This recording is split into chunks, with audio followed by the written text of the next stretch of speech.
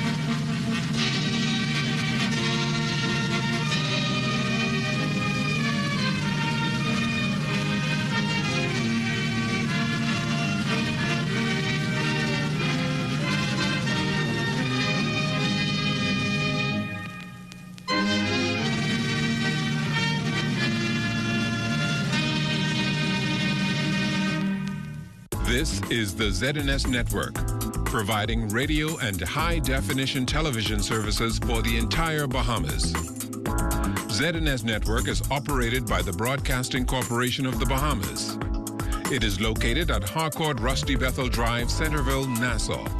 Our programming is designed to inform, educate, and entertain. We invite you to join us. The following is the preamble of the Constitution of the Bahamas, which was made on June 20th, 1973, and came into operation July 10th, 1973. Whereas 481 years ago, the rediscovery of this family of islands, rocks and keys, heralded the rebirth of the New World. And whereas the people of this family of islands, recognizing that the preservation of their freedom will be guaranteed by a national commitment to self-discipline, industry, loyalty, unity, and an abiding respect for Christian values and the rule of law. Now, know we therefore, we the inheritors of and successors to this family of islands, recognizing the supremacy of God and believing in the fundamental rights and freedoms of the individual, do hereby proclaim in solemn praise the establishment of a free and democratic sovereign nation, founded on spiritual values, and in which no man, woman, or child shall ever be slave or bondsman to anyone, or their labor exploited, or their lives frustrated by deprivation, and do hereby provide by these articles for the indivisible unity and creation under God of the Commonwealth of the Bahamas.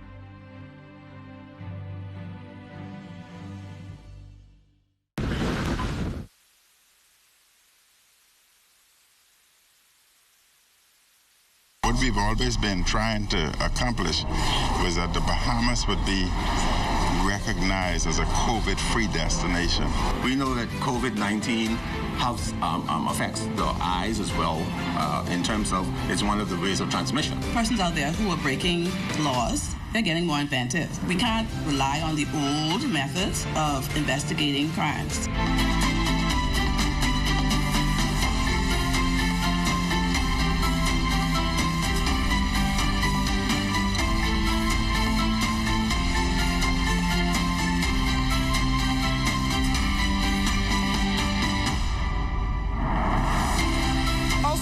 Edition will share with you the impact of COVID-19 on the construction sector and hear how local churches are preparing for members to return to the sanctuary. All those stories and much more when the Morning Edition returns right after this break.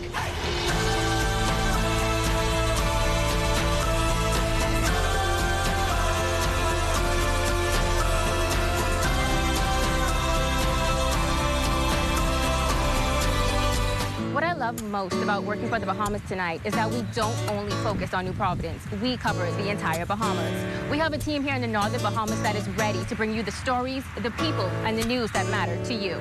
From point A to Z, from covering hurricanes to elections and everything in between.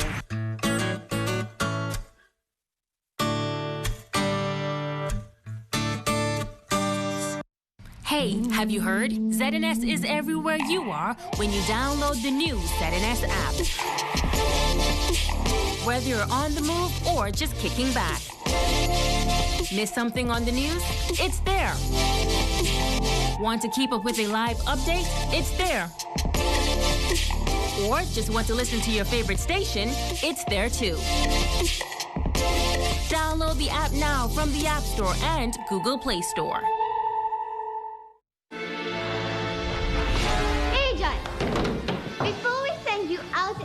We must make sure that your mission is intact. Yes, Mom! Agent 1, what is a touch? Physical contact, Mom. Agent 2, what is a good touch?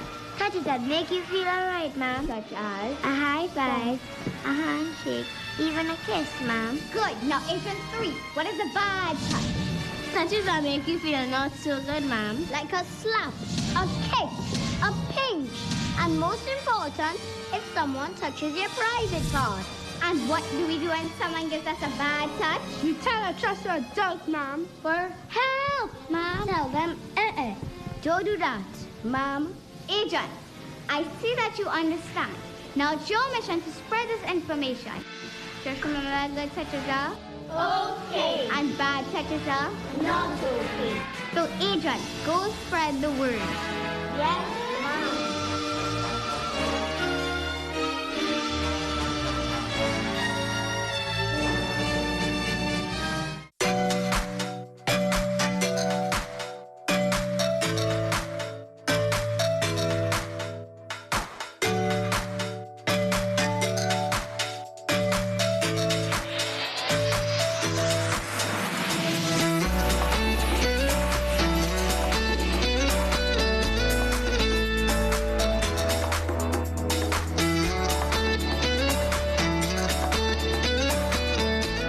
Based tourism supplies almost $50 million in revenue for Androsians every year.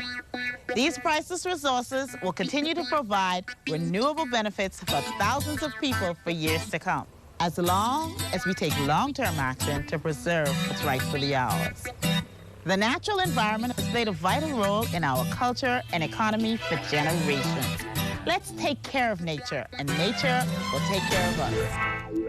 Good morning, everyone. I'm LaDawn Davis, and this is the Morning Edition. Thank you so much for waking up with us. The second wave of COVID-19 pandemic has hit the Bahamas pretty hard, with an increase in cases and deaths due to the virus. Bahamians are being urged to do their part to keep the numbers down.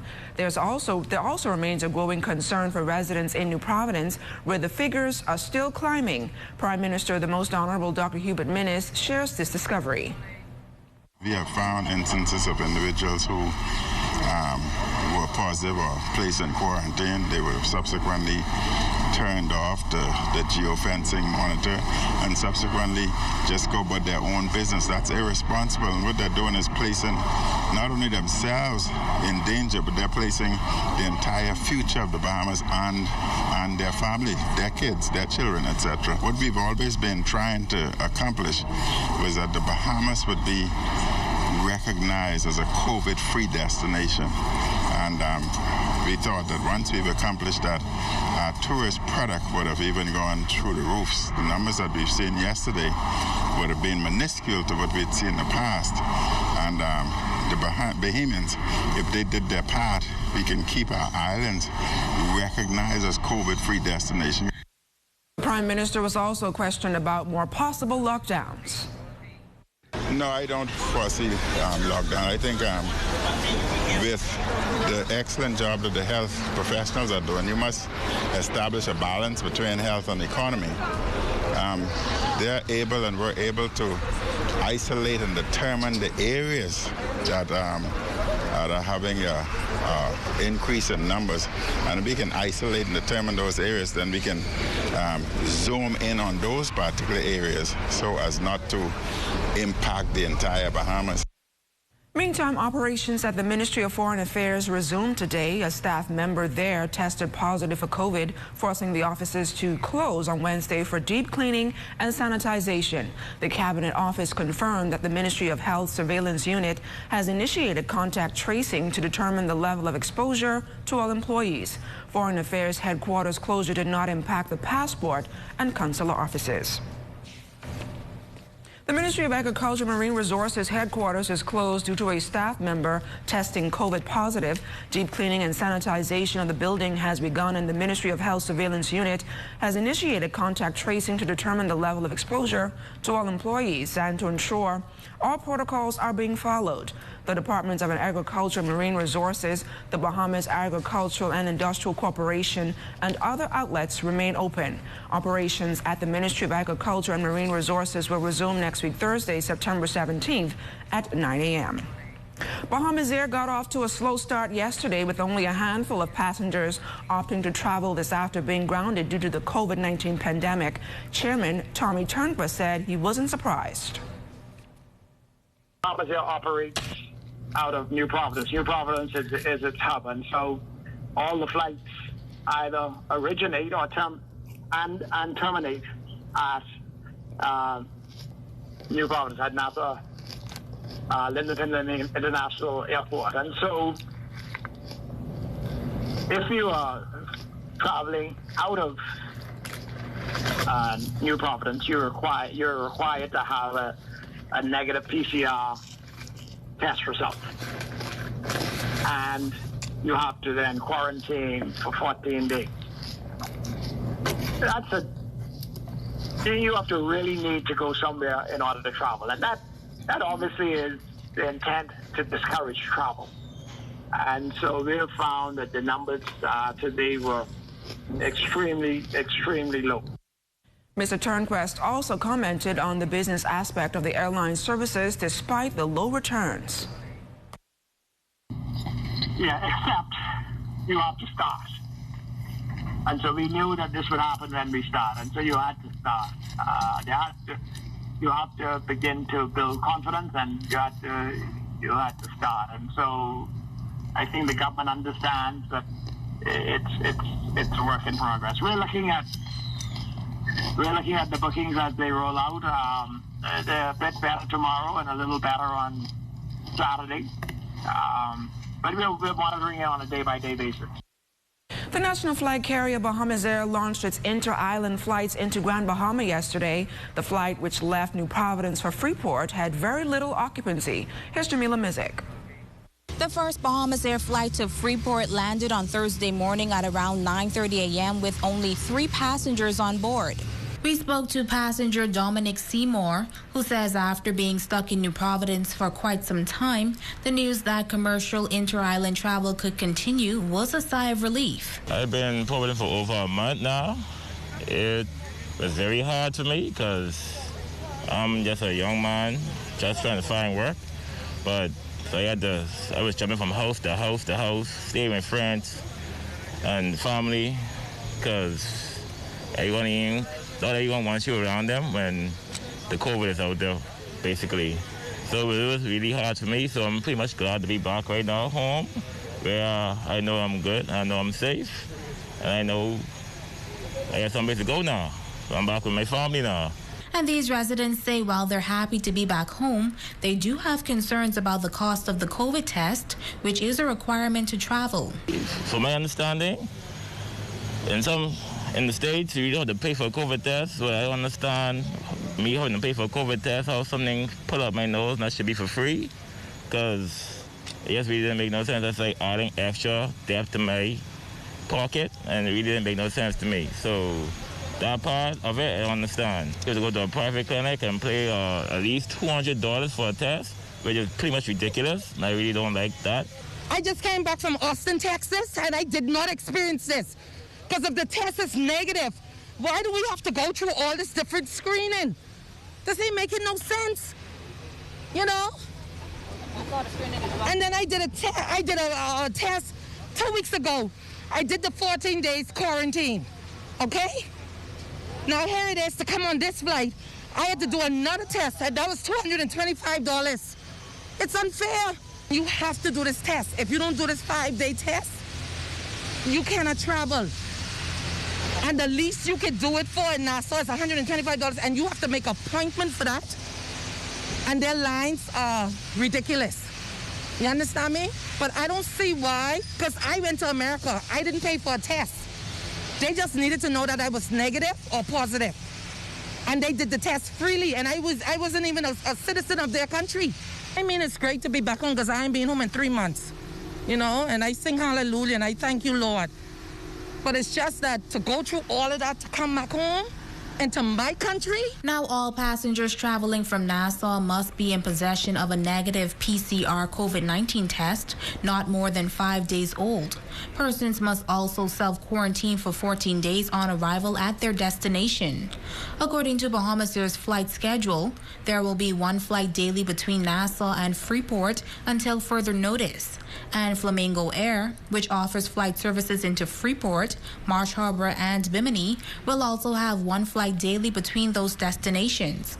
All of the safety protocols must be followed, face masks must be worn, and health visas are required.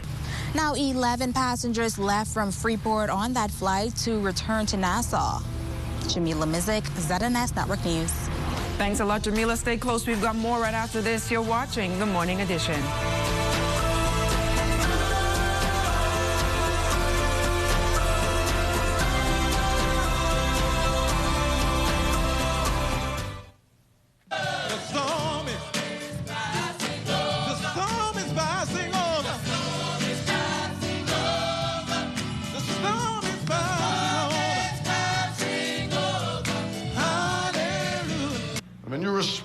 To the word of God, and you begin to speak the word of God, and you begin to live the word of God, and you begin to act out on the word of God, you will find that there will be a transformed life. And when there is a transformed life, there will be a transformed home.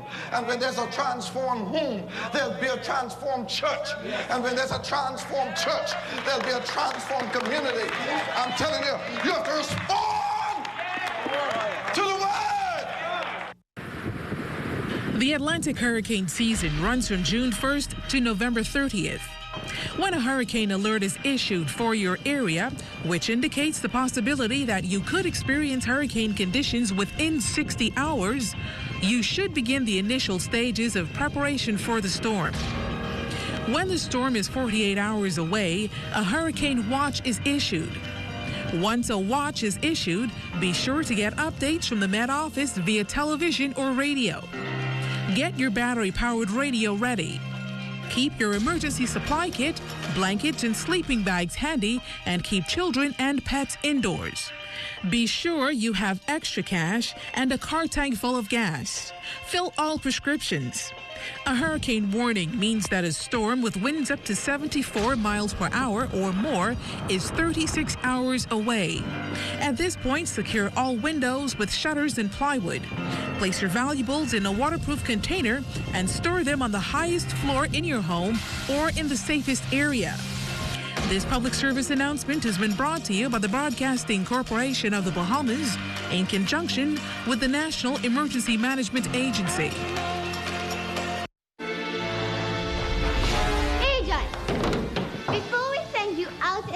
We must make sure that your mission is intact. Yes, Mom! Agent 1, what is a touch? Physical contact, Mom. Agent 2, what is a good touch? Touches that make you feel alright, Mom. Such as? A high five, a handshake, even a kiss, Mom. Good. Now, Agent 3, what is a bad touch? Touches that make you feel not so good, Mom. Like a slap, a kick, a pinch. And most important, if someone touches your private part. And what do we do when someone gives us a bad touch? You tell a trusted adult, Mom. For help, Mom. Tell them, don't do that, Mom. Agent, I see that you understand. Now it's your mission to spread this information. Just remember that good touches are okay. And bad touches are not okay. So, Agent, go spread the word. Yes, Mom.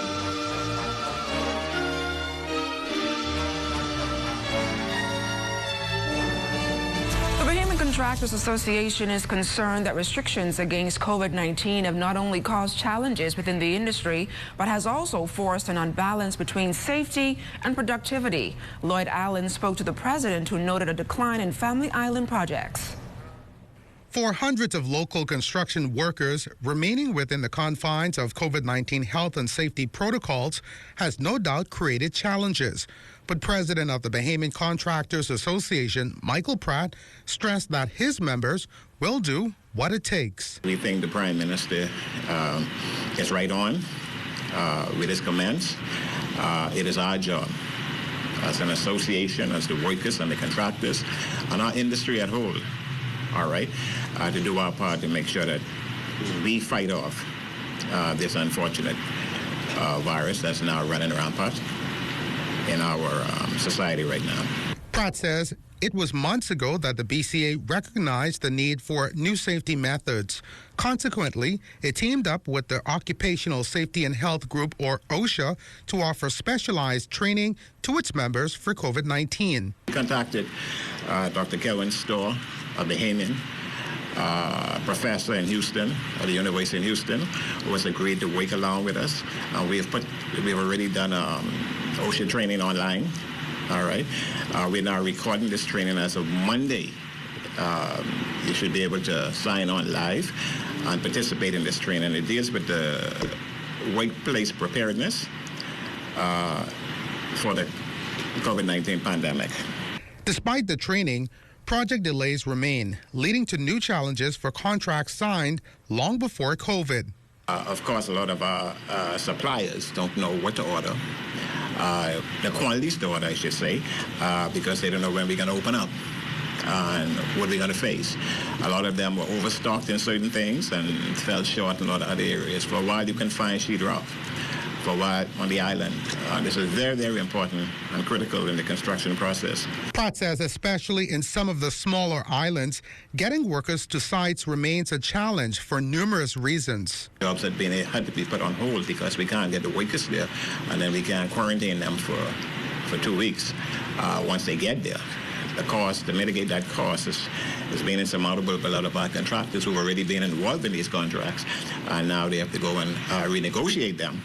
The timing of these things sometimes creates stoppages in the workflow and the job. Meantime, he advises that the public is free to contact the BCA at any time should they need to report inconsistencies in protocol. As it relates to contracts-related concerns, he says the organization is working with its legal team to ensure that interests of workers and, by extension, clients are considered and addressed. For the morning edition, Lloyd Allen, ZNS Network News. Ever heard of Casper? Well, it's a new disinfecting device that provides 24-hour evaporation services to get rid of mold, bacteria, and get this, the coronavirus, before it hits the surface. The morning team tracked down a Bahamian seller and his first business customer to find out more about this latest sanitizing investment.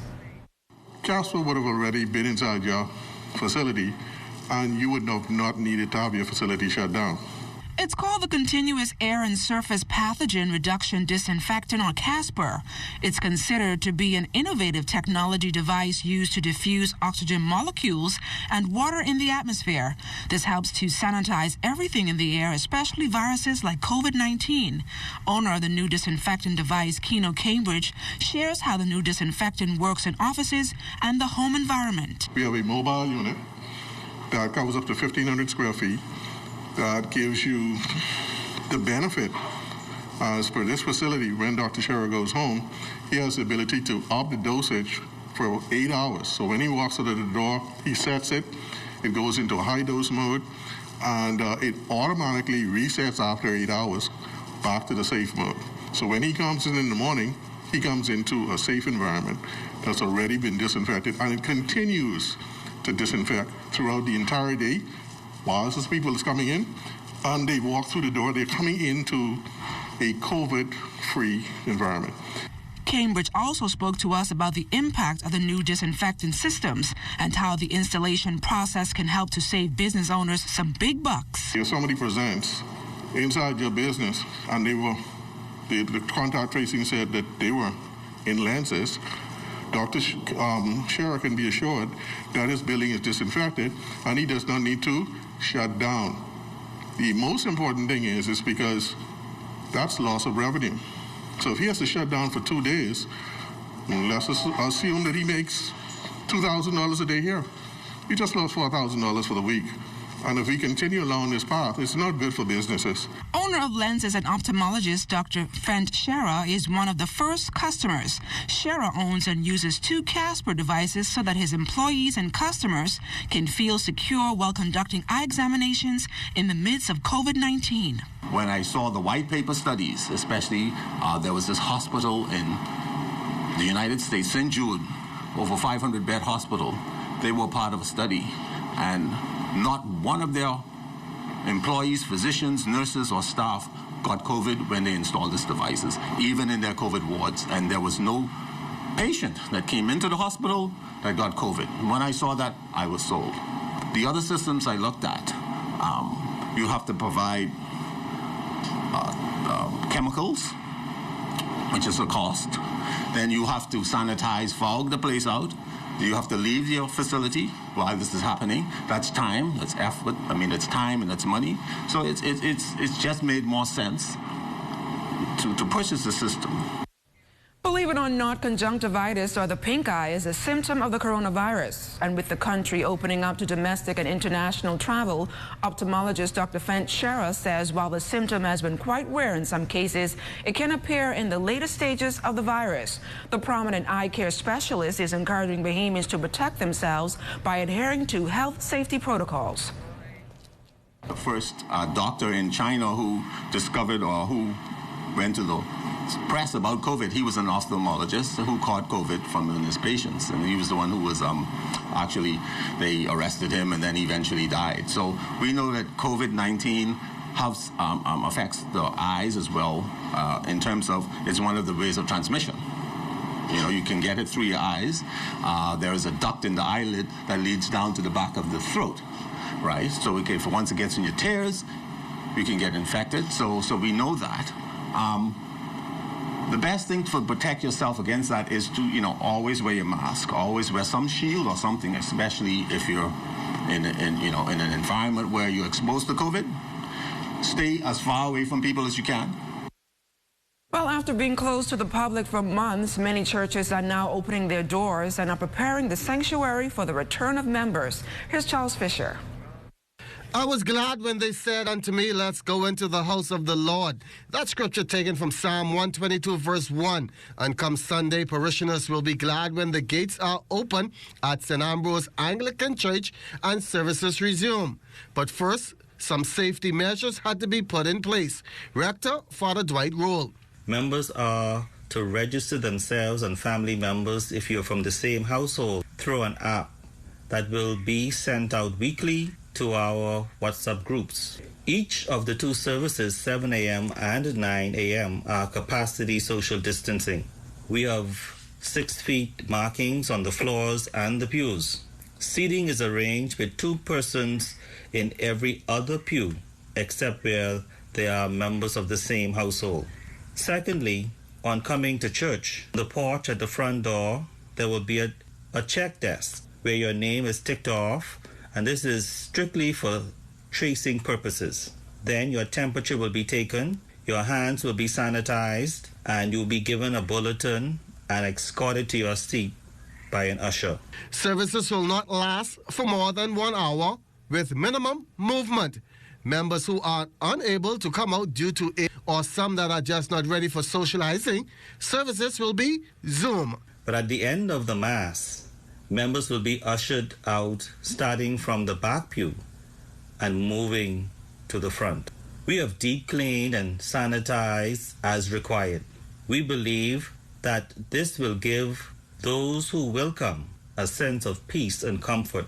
Doing the sterilizing and certified by the Department of Environmental Health is Sterile Spaces at Monty Bar. We use an electrostatic gun that sprays onto the surface that actually sanitizes it. It kills anything, viruses, bacteria. It kills instantly on the surface, and then our barrier we live, like we say, for 30 days. And many may be concerned just how effective is the spraying. Every surface that we touch basically it kills what was there before, and it leaves a barrier afterward.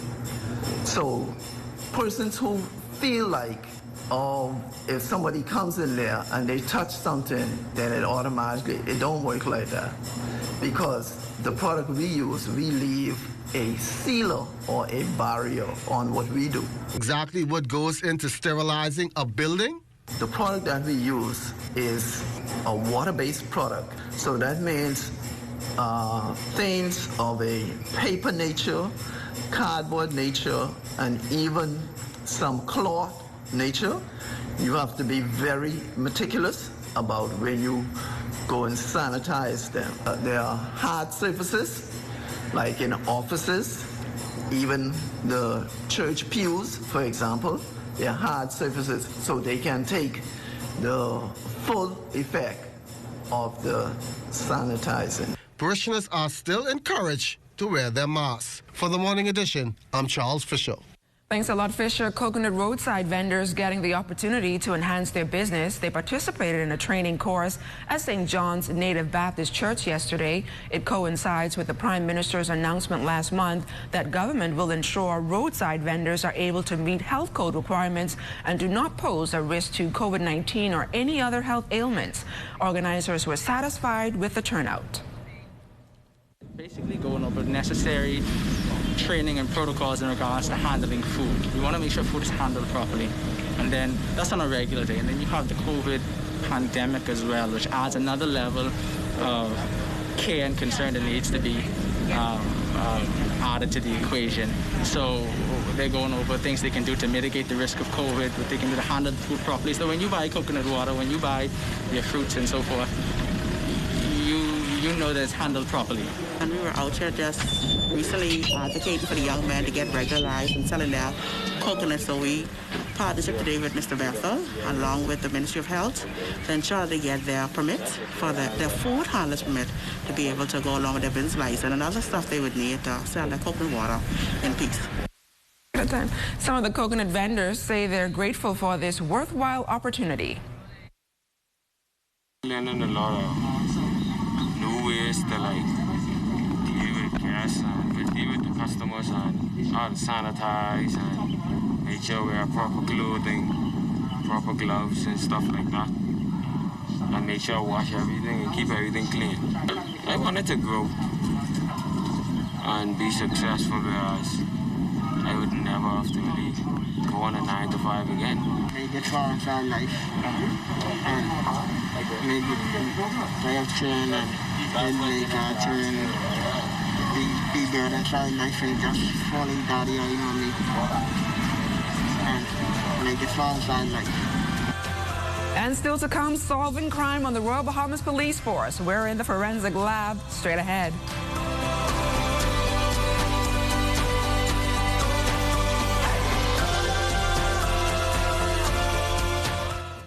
What I love most about working for the Bahamas Tonight is that we don't only focus on New Providence. We cover the entire Bahamas. We have a team here in the Northern Bahamas that is ready to bring you the stories, the people, and the news that matter to you. From point A to Z, from covering hurricanes to elections and everything in between.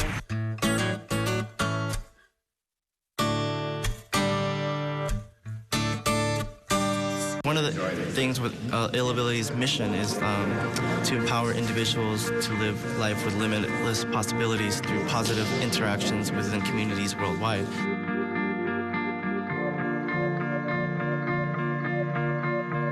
There are many people around the world, able-bodied and differently able, who have doubts, who lack confidence, who aren't sure what they want to do with their lives, or don't think that they can do what they would like to do, what they dream of doing. And we try to show them that if you have a dream and you stop making excuses for yourself as to why you cannot or should not pursue your dream or your passion, then there are no limits to what you can achieve. Like when someone sees my dance, I want them to see that message that no matter what obstacles they're faced with, they can always find a way to do it their own way.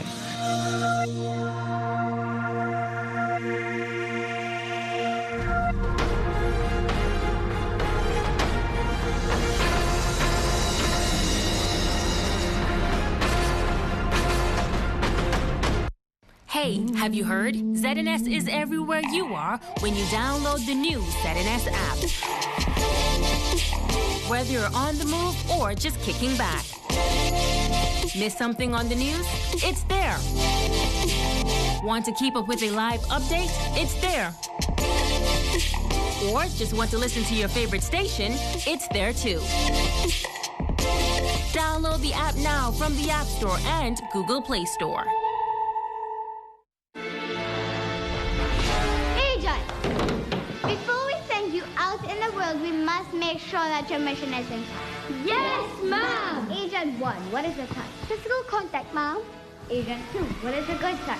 Touches that make you feel alright, Mom. Such as? A high five, a handshake, even a kiss, Mom. Good. Now, Agent 3, what is a bad touch? Touches that make you feel not so good, Mom. Like a slap, a kick, a pinch. And most important, if someone touches your private part.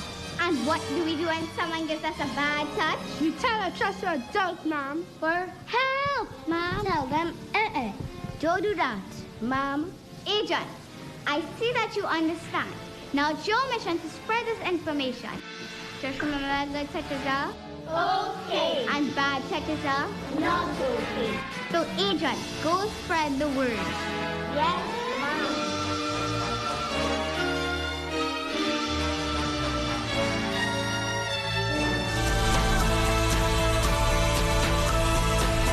Welcome back. Neighborhood policing remains a key strategy in helping to fight crime. Lloyd Allen joins us from one of those community-based organizations doing its part to fight the war on crime. Well, good morning, LaDon. Good morning, Bahamas. It's all about crime fighting, and this morning we're at the South Central Police Station, which is also known as the Grove Police Station, and we're speaking with several persons who have been a part of change in many communities here in the country. We lead off this morning with Chief Superintendent Mark Barrett from this unit. Good morning, Mr. Barrett, and welcome to the morning edition. Good morning, Lloyd, and good morning, Bahamas. So talk to us about some of those initiatives that have been happening with the National Neighborhood Watch groups and your organization. So what we have done here within the Royal Bahamas Police Force, in particular South Central Division, is that we have engaged members of our community, in particular our National Neighborhood Watch Council and the Crime Watch groups in the respective communities that falls within our jurisdictional boundary. And we engage those individuals to be a part of the initiatives that we are holding here at the South Central Division. That being said, we held a series of meetings via Zoom. Post-COVID, prior COVID, we held regular meetings here. And as a result of those meetings, we through voice throughout the communities, hearing from members of the community along with the respective Neighborhood Watch president. And what came out of the walkabout and the meeting were a number of concerns from members of the public. We then now engage members of the public to try and meet their respective needs. Each area needs varied.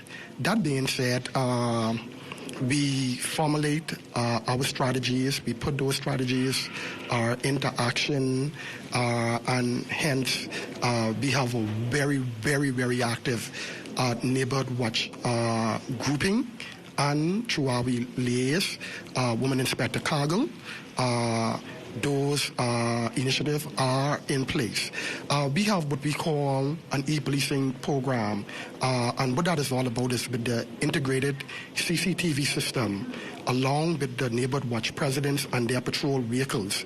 Now, each Neighborhood Watch group has a radio set, same as the Royal Bahamas Police Force, the Motorola sets, where they can interact with each other, they can speak about the concerns in their neighborhood along with the other Neighborhood Watch groups.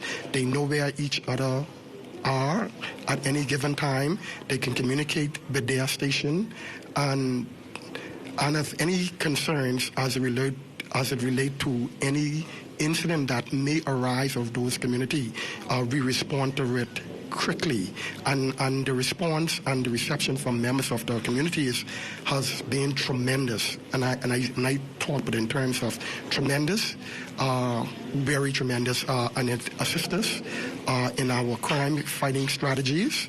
And as a result of that, we see that there is somewhat a decrease in terms of crimes in those respective communities. And when I talk about crime, I'm speaking more or less the property crime, and we see that there's a slight decrease as it relates to that, if I can say that. And I think members of the National Neighborhood Watch Council, the Crime Watch Group, played a pivotal role in that partnership along with the police. Now, we also engage members of the business community who are in the church, and they have been an integral part of what we are doing here at the South Central Division. Most recently, we did a walkabout along with the Commissioner of Police, and he engaged the people, particularly in the Montel Heights and the Ridgeland Park area, and the reception was tremendous. We also did our strategic approach to various communities, such as Coconut Grove, Yellow Elder, Montel Heights, and Angliston. Most recently, we targeted Yellow Elder, and that was strategic. And we did a food giveaway where we gave in an excess of 150 care packages to residents. And this is in partnership with the Good Samaritan and the Seventh-day Adventist Church, Mr. Russell and his team. And that the reception was tremendous. And so this is what it's all about. Partnership, the police, the community, the church. And I believe once we come together, we will create a safer Bahamas. And we stand together, all of us, the community, the police, the church, and that makes us strong. And hence, we are South Central strong. So, of course, we have one of those community leaders here this morning as well. She's Shelley Lewis, former reporter at ZNS. But Shelley, talk to us about your community and how important these efforts have been there. Lloyd, good morning, Lloyd, and good morning, Bahamas. Lloyd, these initiatives are very important, especially to Ridgeland. And, you know, we're on the borderline of Montel Heights. And that has been one of our greatest challenges because Montel Heights, as you know, is one of those communities that's diverse. It has a mixed culture and everything. But Ridgeland Park itself is a very small, united community. We've got a number of aging residents. Some of them are original residents from the first development. And what is happening is that Ridgeland, you know, like as Chief Superintendent Barrett mentioned, crime has seen a decrease in that area. Actually, we had one crime in several months. And the neighbors in that area, what they do, we sort of work together. If it means sometimes cleaning the park on our own, we do it. So what we do, we check on each other. We call and find out, you know, during the lockdowns and the curfews, we would make sure on Fridays, we would call everybody to make sure you have such and what you need and so forth. So we were sort of working together. And right now, we've been burning the midnight oil, trying to put together some initiatives that we're trying to modernize Ridgeland. It's about under 30 residents in that little cul-de-sac area, and we're going to launch an initiative in the next couple of weeks that will see a new and developed Ridgeland. So that's something I'm only at liberty to say so much about that right now, but there are lots of exciting things going on. Like I said, we're working with Montel. Montel has a very large population, and what has been happening is that the residents or the much younger persons, the kids, they sort of venture over into Ridgeland. And that has been creating a problem with the resident because these kids may not get an appreciation for the residents of Ridgeland would. So what we've been trying to do, I along with the president of Montel, we've been trying to see how best we can address that problem. But we have some very good things going on in Ridgeland. Well, as you heard it here first, LaDawn, of course, it's about burning that midnight oil and making all of our communities safer. But, of course, reporting here this morning from the South Central Division or the Coconut Grove Police Station for the morning edition, Lloyd Allen, ZNS Network News. Thanks a lot, Lloyd. Well, for sure, it's Friday, and we're excited to hear what you're... rainy Friday. So we're excited to hear, I guess, the conclusion of your series this week, Women in Policing. What's your story going to be about this morning? We are going to speak once again with Superintendent Rochelle Delaveau. She is in charge of the forensic department. But we're going to go deeper inside the department this morning. We're going to go and find out just what is done here, what is their role when persons go on the crime scenes and stuff like that. And you'll be surprised to know some of the things that is done in this little small area of the Royal Bahamas Police Force.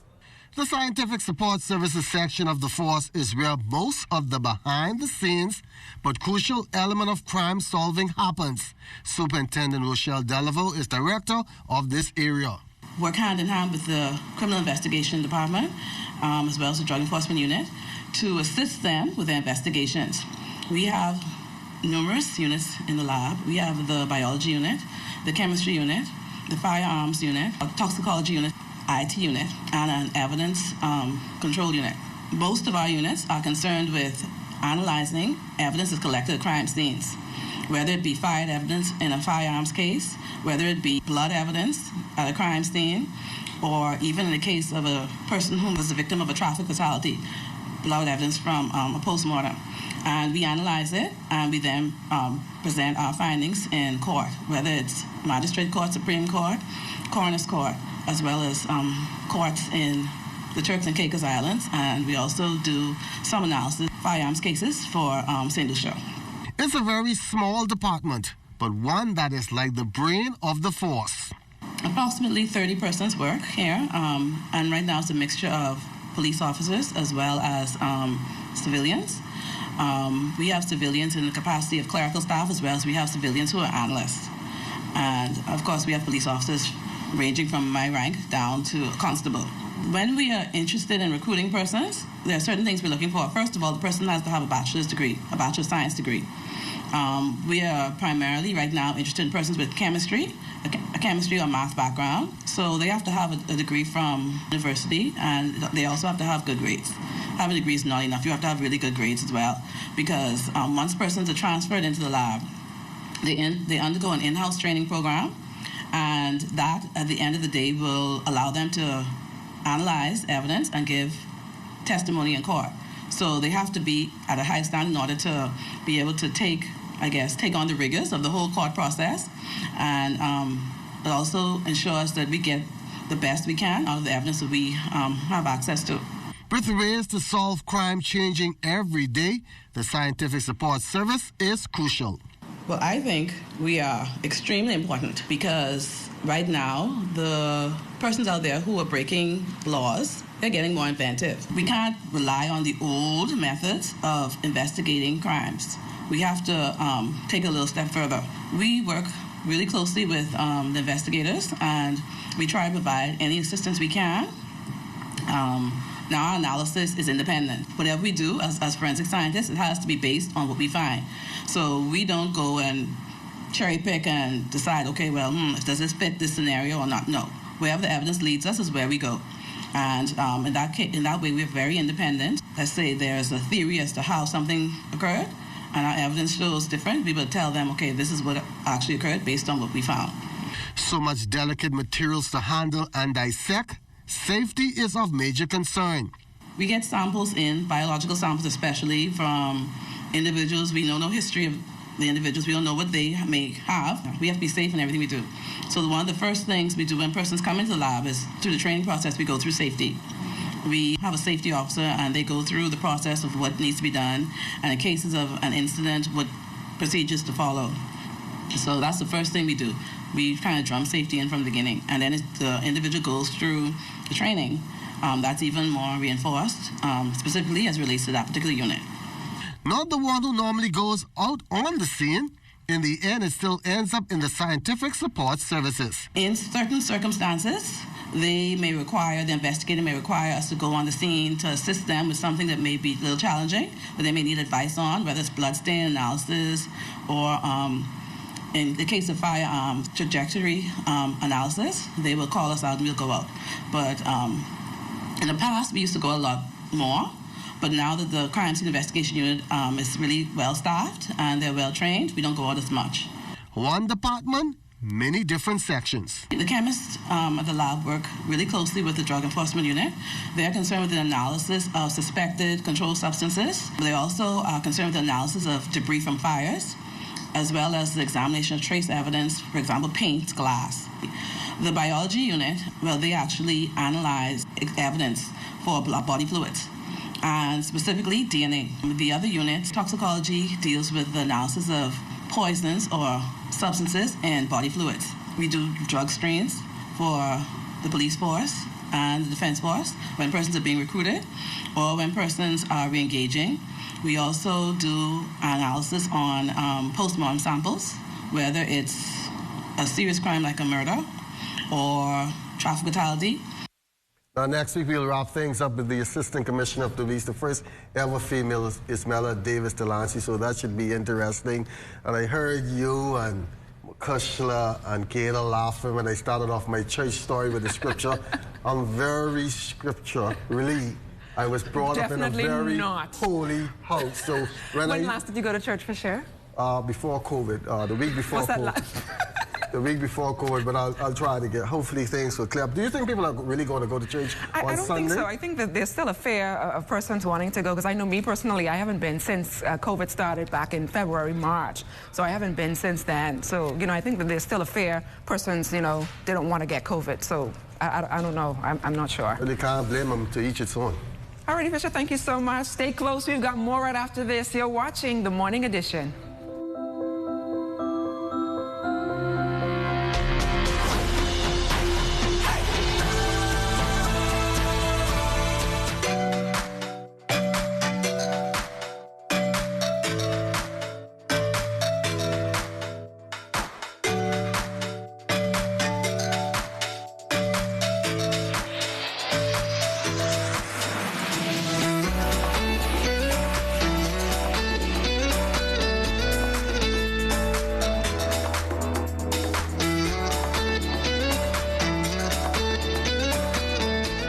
Based tourism supplies almost $50 million in revenue for Androsians every year.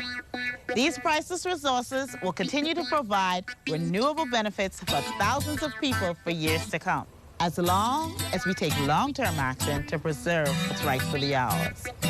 The natural environment has played a vital role in our culture and economy for generations. Let's take care of nature, and nature will take care of us.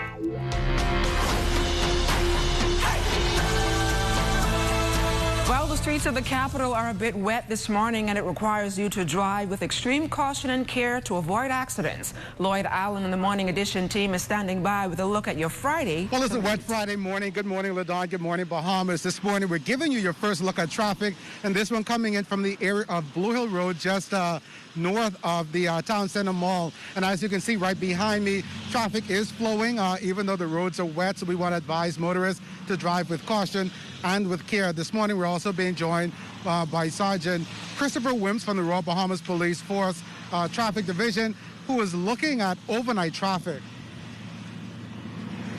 A pleasant good morning, Lloyd. A pleasant good morning, Bahamas. Last night, we're happy to report that we didn't have any accidents last night.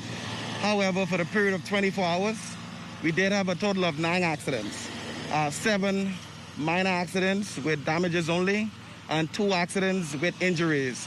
As we mentioned yesterday, I'm happy to report that the 61-year-old woman, we did visit her at the hospital after we spoke yesterday, Ms. Ferguson. She is in good health. She sustained injuries to her left knee, but she is happy.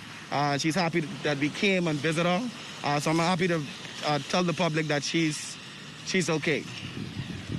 Now, of course, again, I mentioned it earlier this morning. It is nice and wet. But what advice do you have for motorists traversing the streets in these wet conditions?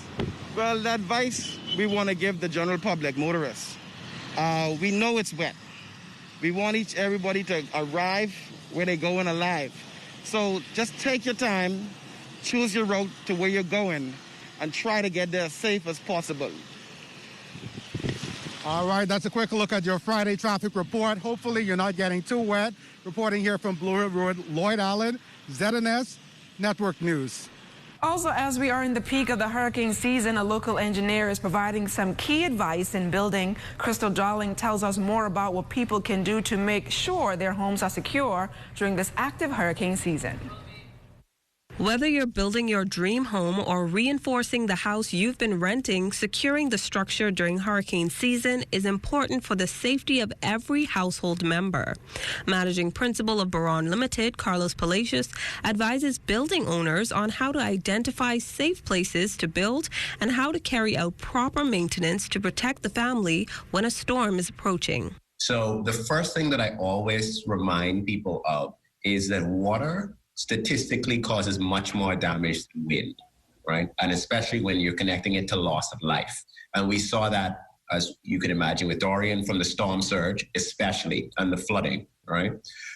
So when you're talking about finding the right place to put your home and build your dream house where your family and everyone is, I would recommend that you just go and visit that lot when it's raining. Like after a good rainstorm, we're not talking about a hurricane, right? Just go and drive by. Is there water in the neighborhood? Is the street flooded? Is the lot flooded? Is your neighbor's house flooded? All of those types of things. If you see flooding, let's say in a big rain event, which we get a few times a year, there's a lot of water on your property, then I would seriously reconsider finding somewhere else, or at least know what you're getting yourself into. And preparation does not stop at identifying flood zones. For most people who don't have the option to relocate at the drop of a hat, Palacios says maintenance and routine checks on the condition of the building should be carried out every few years or when you notice an issue. Once a year, you go to the dentist, let them clean your teeth. You go to the doctor, let them give you a checkup. Do a checkup on your house the same way. And it doesn't need to be every year, obviously. You know, every 5 years, you see something wrong. You're concerned about a leak, a crack.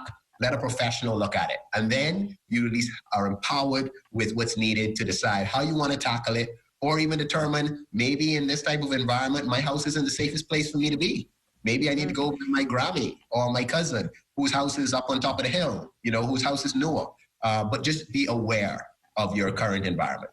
And in the event that the house is at risk of being compromised before or during a hurricane, he explains that there should be a previously sought out plan for the family to evacuate to a safe place. Do we have all of our stuff in a go bag, a waterproof bag? If a part of the house, you know, you have that little soft spot in the roof, like you said, you're on a budget. You can't change out your roof right now. That's $30,000. Nobody's got that type of money. It's a pandemic.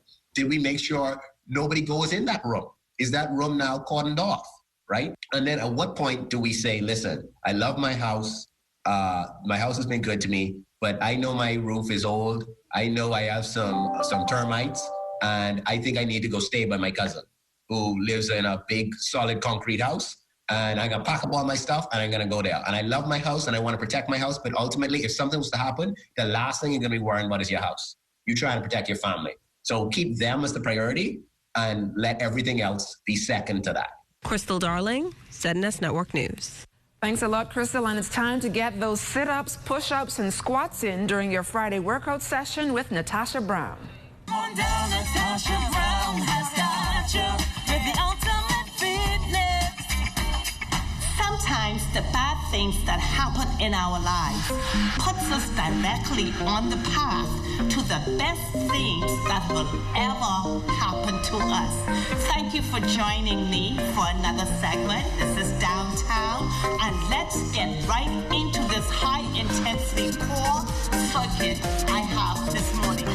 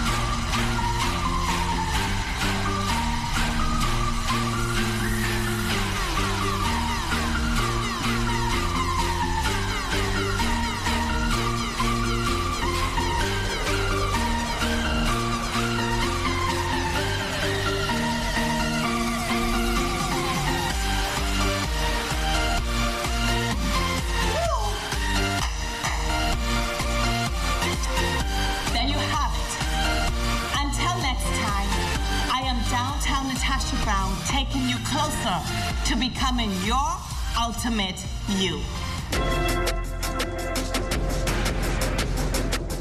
This weather report is sponsored by Bank of the Bahamas, the bank of solutions.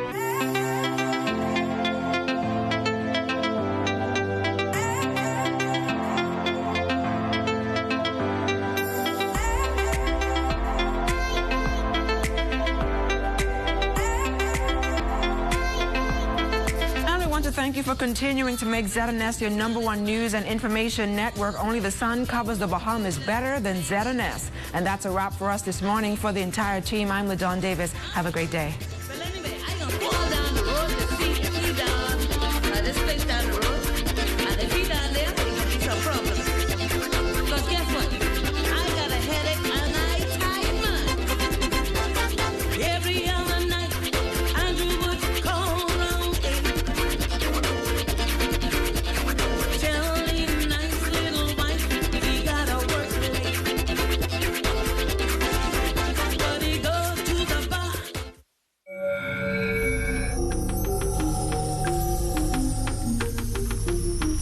Watching the ZNS Network, the People's Station.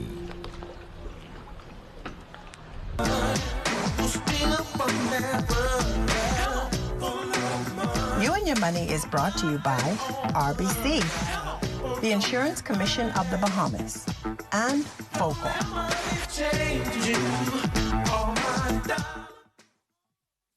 Good evening and welcome to You and Your Money. I'm your host for this evening's show, Javon Butler. And we are grateful that you're able to join us for this broadcast. When you think of Canada and the Bahamas, there's a long-standing history between the two nations. Canada has been a partner since independence, but even before that. Joining us on the show this evening is Miss Laurie Peters.